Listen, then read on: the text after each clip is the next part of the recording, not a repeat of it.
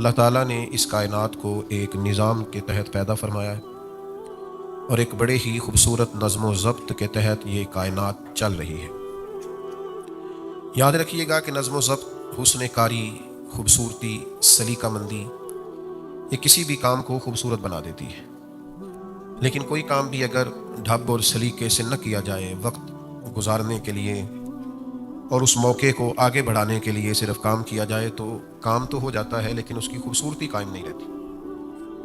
اللہ تعالیٰ نے قرآن مجید کے اندر ارشاد فرمایا کہ وَهُوَ الَّذِي خَلَقَ اللَّيْلَ وَالنَّهَارَ، فرمایا وہی رب ہے جس نے رات اور دن کو بنایا، وَالشَّمْسَ وَالْقَمَرَ، سورج اور چاند کو بنایا، كُلٌّ فِي فَلَكٍ يَسْبَحُونَ، فرمایا یہ سارے اپنے مدار میں تیر رہے ہیں، اپنے گھیرے میں تیر رہے ہیں، دن بھی، رات بھی، سورج بھی، چاند بھی، یہ سب اپنے اپنے مدار میں تیر رہے ہیں، کوئی کسی کے وقت میں آتا نہیں، کوئی کسی کی جگہ لیتا نہیں، کوئی کسی سے ٹکراتا نہیں، اپنے اپنے مدار میں، اپنے اپنے گھیرے میں تیر رہے ہیں۔ جس طرح تیرنے والا دریا میں تیرتا ہے، اس طرح یہ اپنے اپنے مدار میں تیرتے ہیں۔ یہ سورہ انبیاء ہے، آیت نمبر 33۔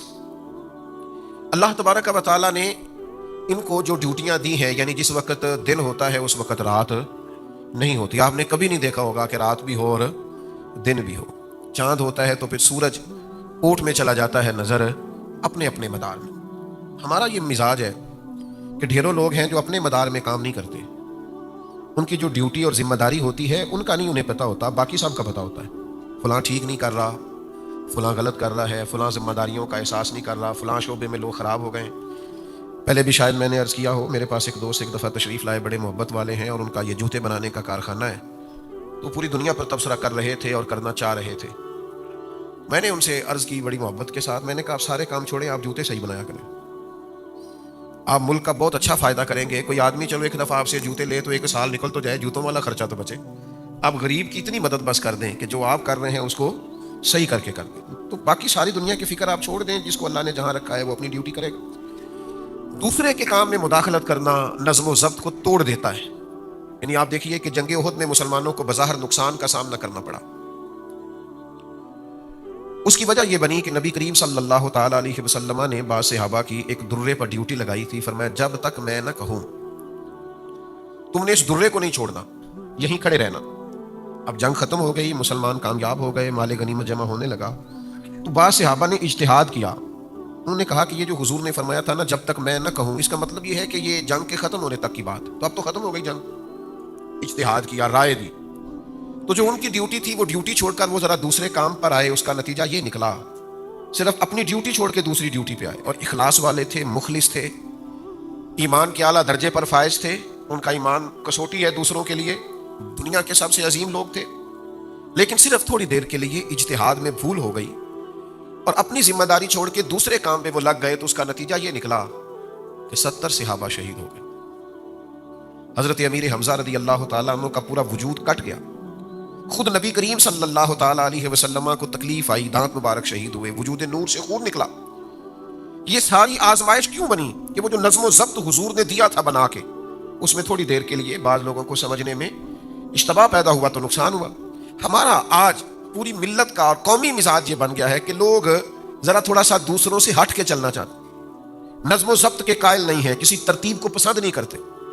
منظم طریقے سے کسی جگہ قطار بنانے کا عرض کر دیا جائے یا کسی جگہ کسی لائن میں آنے کا عرض کر دیا جائے تو بہت سارے لوگ ہوتے ہیں جو کہتے ہیں کہ بھئی میرے پروٹوکول کے اور میرے مزاج کے اور میری شان کے اور میرے فلاں کے خلاف ہے، اب میں یہ کروں گا۔ اچھا مزے کی بات یہ ہے، یہ جتنے بھی لوگ یہاں ہمارے ملک میں یہ کام کر رہے ہوتے ہیں نا کہ نہیں میرا حق ہی نہیں ہے، میں کیوں لائن میں کھڑا ہوں، یہی کسی اور ملک میں جاتے ہیں تو سب سے پچھلی لائن میں کھڑے نظر آتے ہیں، سارا پروٹوکول بھول جاتے ہیں، شان و شوکت بھول جاتے ہیں۔ نظم و ضبط ایک حصہ ہے، سڑک پر گاڑیاں چل رہی ہیں، ٹریفک کا بہت زیادہ بہاؤ ہے، اب ایک صاحب کیا کرتے ہیں، وہ کہتے ہیں میں نے نکل جانا ہے، ان کو پتہ بھی ہے کہ دوسری سے جس طرح میری سائڈ سے ٹریفک بند ہے تو دوسری سے بھی بند ہے، ان کے علم میں ہے ساری بات۔ اب وہ کیا کریں گے، وہ کہیں گے میں نے نکل جانا ہے، وہ تھوڑا سا گاڑی کو سائڈ پہ کر کے سیدھی کریں گے، جانے والی پہلے بند تھی انہوں نے آنے والی بھی بند کر دی۔ اب وہ ماحول اس طرح کا بن جاتا ہے کہ جس ٹریفک کی امید تھی کہ 20-25 منٹ میں کھل جائے گی وہ کئی گھنٹے بھی نہیں کھلتی۔ تو نظم و ضبط کی پابندی ہمارے مزاج کا حصہ نہیں، اس کے نتائج ٹھیک نہیں نکلتے۔ جس خوبصورت دین کے ہم ماننے والے ہیں وہ سارا ہی نظم و ضبط کی بات کرتا ہے، یعنی نماز ہی پڑھنی ہے نا، اللہ کی عبادت ہی ہے نا، جس وقت وضو کر لوں میں فجر پڑھ لوں ہو جائے گی، عبادت کس کی؟ اللہ کو نہ اونگ آتی ہے نہ نیند آتی ہے، اس کا دروازہ کرم کبھی بند نہیں ہوتا. بندے کا دل کر رہا ہے کہ رات کے 2 بج گئے، دل کر رہا ہے میں فجر پڑھ لوں، ہو جائے گی. کیوں؟ جس رب کی عبادت کرنی ہے وہ تو بیدار ہے، حی اور قیوم ہے. آپ دیں سجدے جا کے، اس کا کوئی ٹائم تو نہیں قبول کرنے کا، لیکن وہ کہتا ہے ان الصلاۃ کانت علی المؤمنین کتابا موقوتا، بے شک ہم نے نماز مومنوں پر مقررہ وقت پہ فرض فرمائی ہے. آپ وقت سے صرف 5 منٹ بعد بھی فجر کی نماز پڑھیں گے تو نماز نہیں ہوگی. آپ کہیں کہ جناب میرا بڑا دل کر رہا ہے اور دن کے ابھی 11:30 ہوئے ہیں تو میرا دل ہے میں زور پڑھ لوں تو ہو جائے گی، تو آپ کہیں نہ کہ یا اللہ تو قبول کرنے والا، مہربانی کر نہ قبول، تو کریم بڑا ہے، مہربان بڑا ہے. ہمارے ہاں نظم و ضبط کا، یہ بخاری مسلم میں حدیث ہے، نبی کریم صلی اللہ تعالی علیہ وسلم نے نا، ایک تو نماز مقررہ وقت پہ فرض ہے، پھر سرکار دو عالم علیہ السلام نے نا اس کے آداب پورے بیان کیے. یعنی آپ کا جسم بھی پاک ہو، لباس بھی پاک ہو، آپ جہاں نماز پڑھ رہے ہیں وہ جگہ بھی پاک ہو، آپ کا منہ بھی قبلے کی طرف ہو، ساری شرائط پائی جائیں، آپ کی نیت بھی موجود ہو. یہ ساری باتیں موجود ہوں گی، پھر آپ ارکان ٹھیک ادا کریں گے، آپ قیام درست کریں گے، رکوع ٹھیک کریں گے، سجود ٹھیک کریں گے، یہ سارا کچھ آپ کریں گے تو نماز ہوگی. بخاری مسلم میں حدیث ہے، ایک شخص نے حضور کے سامنے نماز پڑھی، لیکن اس نے وہ مطلوبہ شرائط جو نماز کے لیے ضروری ہے وہ ادا نہیں کی، تو اللہ کے حبیب نے فرمایا واپس جاؤ اور دوبارہ نماز پڑھو. حضور نے فرمایا، سرکار نے یہ نہیں فرمایا کہ تو نے جیسی بھی پڑھی ہے، اب چونکہ میرے سامنے پڑھی ہے تو میں کرتا ہوں، دعا تیری قبول ہو جائے گی. آپ بات کو سمجھیں. حضور علیہ الصلوۃ والسلام اللہ کے محبوب مطلق ہیں. حضور دعا کر دیتے کہ یا اللہ جو کمی بیشی ہے معاف کر دے، یقیناً معافی ہو جاتی. لیکن نبی کریم علیہ السلام نے اپنی امت کو قاعدے، ضابطے، نظم و ضبط، اصول، یہ ساری چیزیں سمجھائی ہیں. حضور نے فرمایا جاؤ دوبارہ نماز پڑھو، انہوں نے پھر نماز پڑھی، لیکن مطلوبہ شرائط ابھی بھی پوری نہیں تھی، فرمایا پھر دوبارہ پڑھو، انہوں نے پھر پڑھی. یہاں تو بھائی کوئی مفتی بھی کسی کو 2-3 دفعہ نہیں پڑھا سکتا، نہ کسی کی اتنی ضرورت ہے. وہ کہتے ہیں مولوی تو قبول کرنی، یہ اللہ نے کرنی، اتنی طاقت ہی نہیں کسی کو کوئی کہہ سکے. 3 بار حضور نے اسے کہا دوبارہ پڑھو، دوبارہ پڑھو، دوبارہ پڑھو. انہوں نے 3 بار نماز دوبارہ پڑھی، اور چوتھی بار پھر حضور نے سمجھایا کہ یہ کمیاں ہیں، دور کرو گے تو اللہ تمہاری نماز قبول فرمائے. آپ قاعدوں ضابطوں کے جب تک پابند نہیں ہوتے، نظم و ضبط کے پابند نہیں ہوتے. حضور علیہ السلام سے عرض کی یا رسول اللہ میں اونٹ کھلا چھوڑ کے اللہ پہ توکل کروں، فرمایا نہیں، باندھ کے اللہ پہ توکل کا. آپ پرہیز کر کے شفا کا مطالبہ کریں، آپ ساری وہ چیزیں کھاتے جا رہے ہیں. اسلام نظم و ضبط کا قائل ہے. ظہر کے بعد صحابہ حضور سے ملنے نہیں جاتے تھے، ان کو پتا تھا کہ اللہ کے محبوب علیہ السلام دوپہر کے کھانے کے بعد کچھ دیر قیلولہ فرماتے، نہیں جاتے تھے، ان کو خبر تھی آرام کا وقت ہے. تو بھائی اسلام تو نظم و ضبط کا قائل ہے. اللہ کے حبیب علیہ السلام جب گھر میں تشریف لے جاتے تو سیرت نگاروں نے لکھا ہے حضور اپنے وقت کو 3 حصوں میں تقسیم کرتے، گھر کے اندر 3 حصوں میں جو وقت حضور کو بچتا، تبلیغ سے، صحابہ کی تربیت سے، جنگی معاملات کو ترتیب دینے سے، اس وقت کو حضور 3 حصوں میں تقسیم کرتے. ایک حصے میں حضور نفلی عبادت کرتے، ایک حصے میں گھر والوں کا کوئی مسئلہ ہوتا تو اسے حل کرتے، ان کے پاس بیٹھتے، انہیں وقت دیتے، اور جو تیسرا حصہ ہوتا وقت کا وہ اللہ کے محبوب آرام فرمایا کرتے. حضور آرام کرتے، فرمایا تمہاری جان کا بھی تم پر حق ہے، تمہاری آنکھ کا بھی تم پر حق. تو اپنی زندگی میں نظم و ضبط بنائیں، چیزوں کو ترتیب دیں. کوئی ایسا فقر نہیں ہے جو نظم و ضبط سے مانے ہو. ہمارے تمام صوفیاء پابند تھے، ان کے معمولات طے تھے کہ فجر کے بعد یہ وظیفہ پڑھنا ہے، تہجد میں یہ نفل پڑھنے. انہوں نے تو سالوں وہ کام کی، وہ مرتب زندگی گزارتے. ہم بے ترتیب کھاتے پیتے ہیں، بے ترتیب آتے جاتے ہیں، بے ترتیب معاملات کرتے ہیں. نبی کریم علیہ السلام نے ہر چیز کے آداب بیان کیے. حضور علیہ السلام کا مقدس طریقہ یہ تھا کہ مجلس کے بھی حضور آداب بیان فرماتے. یعنی کوئی شخص مجلس میں آیا ہے، حضرت عقبہ بن عامر رضی اللہ تعالیٰ عنہ فرماتے اس نے دروازے پہ کھڑے ہو کے کہا مجھے اندر آنے کی اجازت ہے؟ حضور نے فرمایا نہیں. یہ ابو داؤد شریف میں موجود ہے، سیاستہ میں موجود ہے، فرمایا نہیں اجازت. پھر ایک شخص سے کہا اس کو آداب سکھاؤ. وہ گئے اور جا کر کے ان سے کہا کہ جب آپ سامنے آئے ہیں تو پہلے السلام علیکم کہیے، پھر اس کے بعد اجازت طلب کیجیے، پھر آپ کو اجازت ملے گی. اس ترتیب کو درست کیجیے. انہوں نے جا کے ان سے کہا تو انہوں نے عرض کیا السلام علیکم. محبوب نے فرمایا وعلیکم السلام، اور جسے حضور کہیں وعلیکم السلام. کریم نے کہا وعلیکم السلام ورحمۃ اللہ، کا مجھے اجازت ہے، فرمایا آئیے بیٹھیے. ایک مجلس میں امام قرطبی نے لکھا ہے، صاحب تفسیر روح المعانی نے، کہ جب کوئی باہر سے شخص آتا تھا نا اور وہ حضور کی مقدس محفل کے آداب نہیں جانتا تھا تو حضرت صدیق اکبر رضی اللہ تعالیٰ عنہ کے ذمے یہ کام تھا کہ وہ اس شخص سے ملتے اور اسے حضور کی بارگاہ کے آداب بتاتے، یا کسی شخص کے ذمے لگاتے کہ اسے سمجھاؤ اے پائے نظر ہوش میں آ، یہ کوے نبی ہے، آنکھوں سے بھی چلنا یہاں بے ادبی ہے. وہ اسے محبت سے، پیار سے، ذوق سے آداب سکھاتے. نبی کریم علیہ السلام ایک دن آئے، صاحب کنز العمال نے لکھا ہے، حضور نے دیکھا کہ صحابہ چھوٹی چھوٹی ٹولیوں میں دور دور ہٹ کے بیٹھے. دور دور. یہ ہم بھی کبھی ایسا کرتے ہیں کہ لوگ دور بیٹھے ہوتے ہیں تو کہتے ہیں قریب آ جاؤ, کوئی کھڑا ہوتا ہے تو اسے کہتے ہیں بیٹھ جاؤ. اور یہ ساری چیزیں سنت سے ثابت ہیں. صحابہ مختلف ٹولیوں میں دور دور ہٹ کے بیٹھے تھے تو اللہ کے حبیب علیہ السلام نے فرمایا قریب آ جاؤ اور مل کے بیٹھو. فرمایا شیطانوں میں بھی کچھ بھیڑیا ہوتے ہیں, وہ جب انسانوں کو الگ الگ بیٹھا دیکھتے ہیں تو شکار کر لیتے ہیں. فرمایا جماعت کے ساتھ رہا کرو, اکٹھے رہا کرو, اس لیے کہ جو اکیلا ہوگا در مرشدہ چھڈی نہیں, نہیں تے ہو جاوے گا روگی. جیڑی بکری اجڑوں وچھڑی وہ بگیاڑا جوگی. جیڑی بکری اجڑوں, بکریاں اکٹھی ہوں تو اس پہ بھیڑیا حملہ ڈرتا ہے, لیکن ایک بکری ہے تو پھر تو شکار ہو گئی. جیڑی بکری اجڑوں وچھڑی وہ بگیاڑا جوگی. تو حضور نے فرمایا مل کے بیٹھو. پھر تو شارحین فرماتے صحابہ اس طرح مل کے بیٹھتے تھے, اس طرح جڑ کے بیٹھتے تھے کہ ایک چادر بھی سب پہ ڈالی جاتی تو پوری آ جایا کرتی. لیکن کچھ لوگوں کو الگ سے دکھنے کا شوق ہوتا ہے, الگ سے نظر آنے. وہ بعض اوقات شیطان جو بھیڑیا اس کے ہتھے چڑھ جاتے ہیں. تو نظم و ضبط مجلس کا, محفل کا نظم و ضبط بڑی مشہور روایت ہے نا. ایک صحابی کھڑے تھے محفل میں تو حضور نے فرمایا اجلسو, بیٹھ جاؤ. تو پھر جس کے کان میں جہاں آواز گئی وہ بیٹھ گیا. حضرت عبداللہ ابن مسعود مسجد نبوی شریف کے دروازے پر ہی بیٹھ گئے. تو یہ آداب ہے, مجلس کے آداب ہیں, گفتگو کے آداب ہیں, سفر کے بھی آداب ہیں. ہم نے سفر کرنا ہے نا, آداب ہے. حضور سفر کے لیے تشریف لے کر کے جاتے جب مدینہ شریف سے تو کسی ایک صحابی کو اپنا نائب بنا کے جاتے. حضور علیہ الصلوۃ والسلام مسجد کی ڈیوٹی بھی دے کے جاتے کہ آپ نماز پڑھائیں گے. ایک دفعہ حضرت عبداللہ ابن مکتوم کو بھی حضور نے نائب بنایا مدینہ منورہ. ایک موقع پہ مولا علی شیر خدا رضی اللہ تعالیٰ عنہ کو بھی بنایا. حضور نیابت دے کے گئے کہ آپ یہ سارا نظام دیکھیں گے, نظم و ضبط دیکھیں گے, نماز پڑھائیں گے, ڈیوٹی لگائیں گے. اور حضرت ابو سعید خدری رضی اللہ تعالیٰ عنہ سے روایت ہے, حضور فرماتے ہیں جب بھی تم میں سے 3 لوگ سفر کریں تو ایک کو اپنا امیر بنا لے. وہ جو فیصلہ کرے گویا اسے قبول کرے. بعض اوقات ہوتا ہے نا یہاں رکنا ہے, یہاں کھانا کھانا ہے, یہاں کچھ دیر سستانا ہے, یہاں کچھ دیر آرام کرنا. تو فرمایا جب بھی تم میں سے کوئی نکلے تو کسی کو اپنا امیر مقرر کر لے, امیر بنا لے. نظم و ضبط کے بغیر زندگی چلتی نہیں ہے. لیکن ہمیں تھوڑا سا اپنے آپ کو, اپنی اولادوں کو, آنے والے لوگوں کو نظم و ضبط کا, اور نظم و ضبط خوبصورت بڑا ہوتا ہے, یہ پیارا بڑا لگتا ہے. یہ کبھی ایک ترتیب سے جاتے ہوئے آپ بچوں کو دیکھیں جو ایک ہی لباس میں ہوں, ایک ہی ادارے کے ہوں, اور ایک ہی کیفیت سے کبھی وہ گزر رہے ہوں, تو یوں محسوس ہوتا ہے کہ فرشتوں کی ٹولیاں گویا جا رہی ہیں.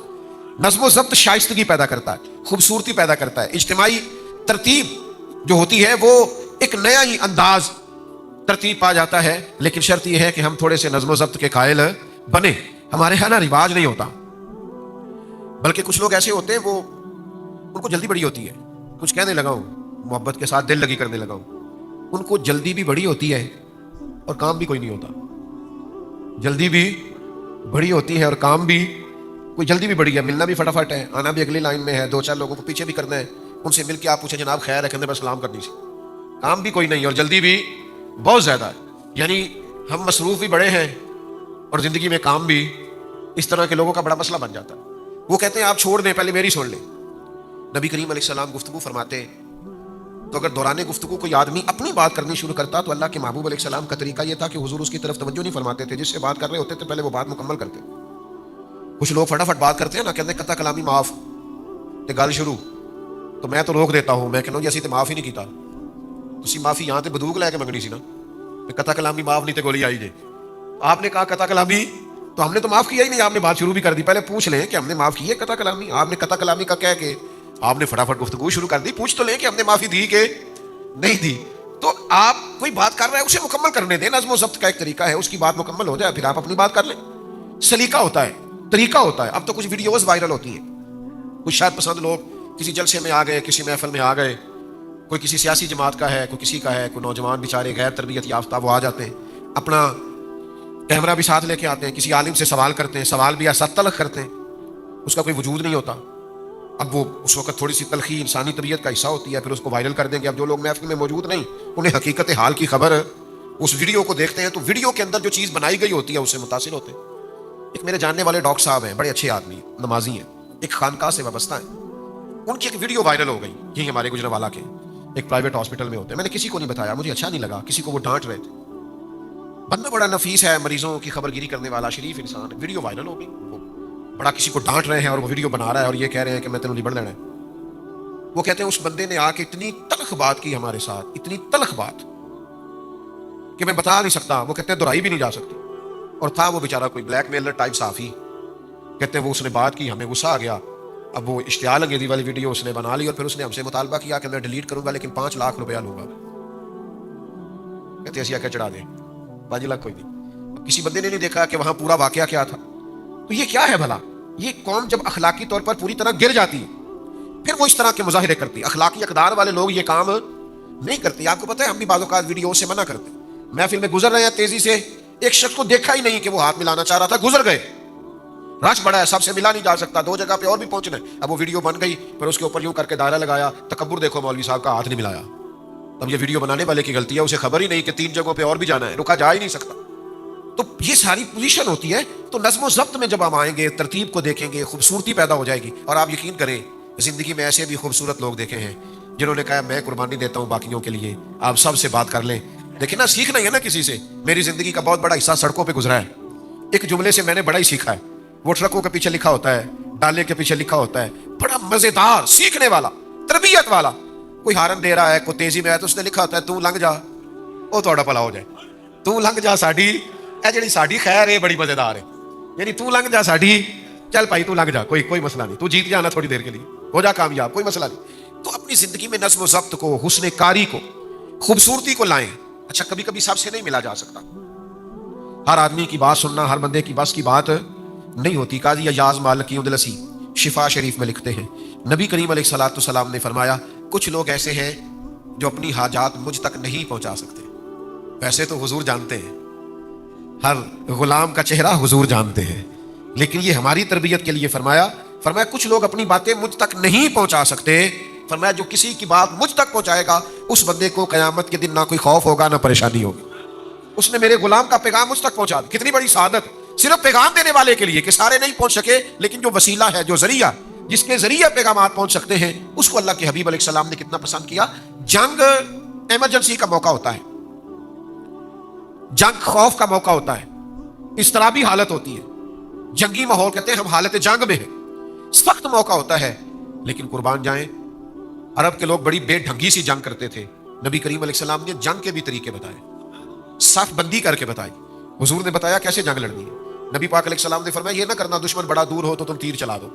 فرمایا اسے قریب آ لینے دینا, پھر نشانہ باندھنا, تیر ضائع نہیں کرنا. فرمایا اس پر تیر چلانا, اور اگر وہ زیادہ قریب آ جائے تو پتھر سے حملہ کرنا, اور جب بالکل قریب آ جائے پھر تم نے تلوار اٹھانی ہے, پھر تم نے نیزے کا استعمال کرنا ہے, پھر تم نے خنجر اٹھانا ہے.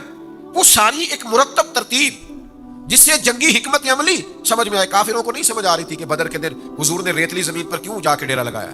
وہ اس لیے ڈیرا لگایا کہ صبح بارش ہو گئی تو وہ زمین سخت ہو گئی, اس کا فائدہ ہو گیا, مضبوط ہو گئی. انہوں نے جہاں ڈیرا لگایا تھا وہاں کیچڑ بن گیا.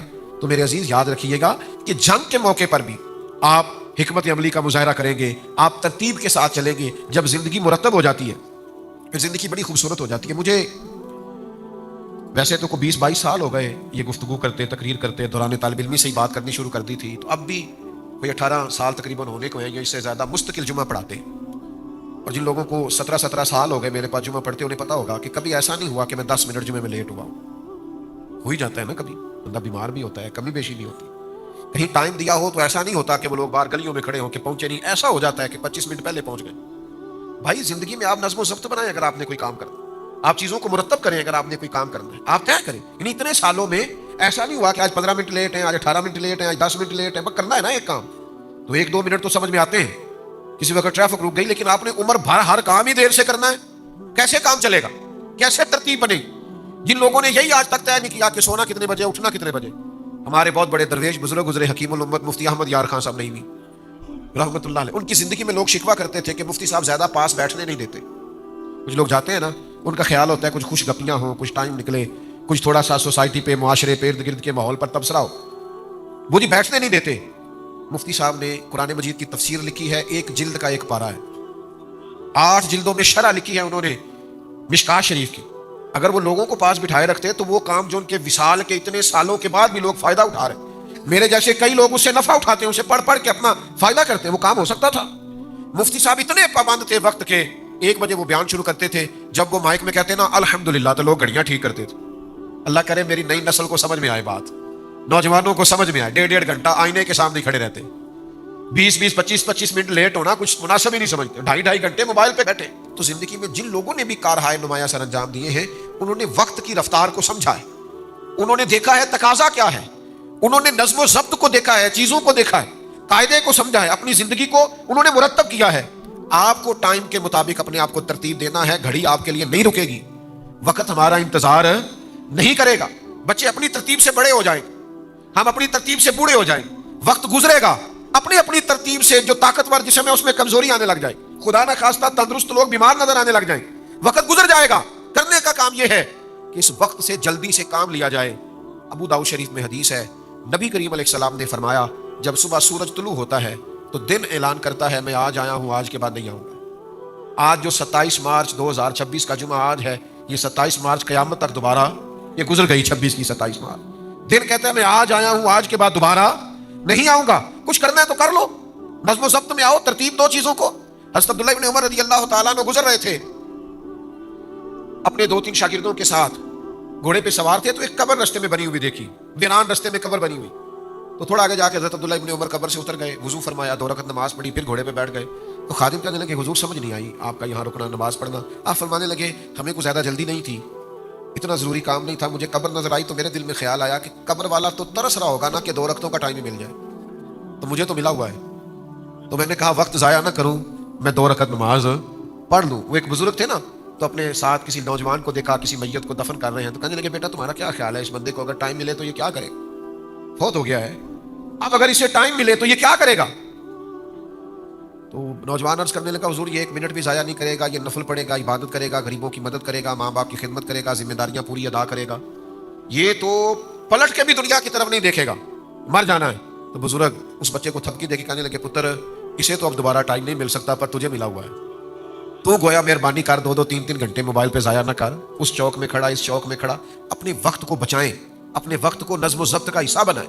بہت سارے لوگ تھے تھوڑے وقت میں بڑا کام کر گئے, کیوں کہ انہوں نے وقت کی رفتار کو سمجھا, زمانے کے شب و روز کو سمجھا. پھر کاموں میں بھی آپ نے ترتیب لگانی ہے, جو زیادہ ضروری کام ہے وہ پہلے کریں, جو غیر ضروری ہے وہ بعد میں ہو جائے گا. تو نظم و ضبط کے ساتھ چلیں.